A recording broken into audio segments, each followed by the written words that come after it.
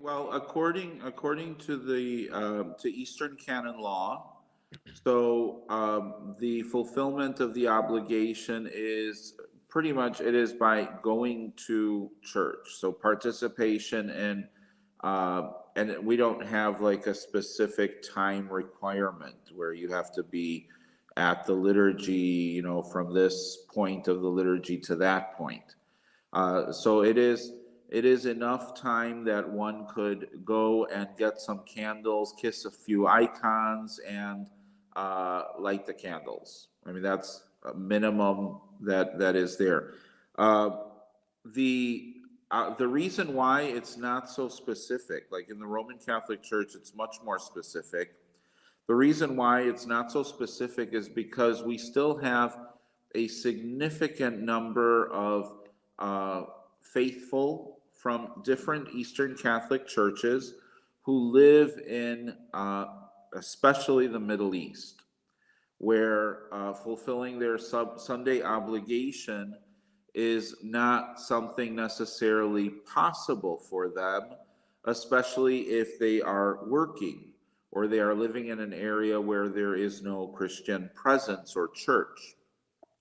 And so, in order not to burden them with requirements that they would not fulfill, it was decided that the legal expression would remain rather ample and give more space for interpretation and fulfillment.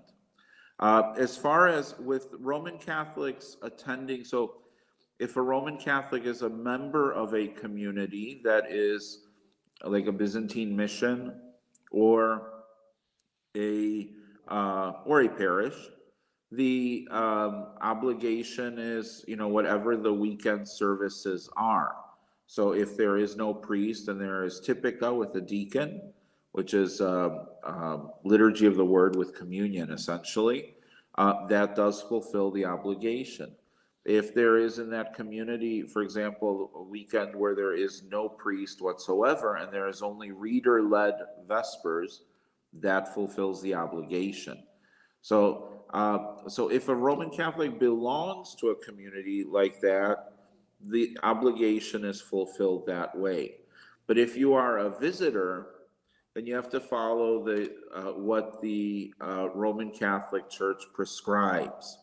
So, for example, if you come to my parish and you attend Vespers on Saturday evening, uh, that technically would not fulfill your obligation. If you would attend the liturgy, then that would fulfill your obligation. So you're urged to follow the practice of the church that you belong to as a parishioner, not canonically, because like I said, we do have many people who belong and have belonged for years, if not decades, to Byzantine Catholic churches, and canonically they're still Roman Catholic, but they are faithfully integrated into a Byzantine Catholic parish, and they are, for all intents and purposes, Byzantine.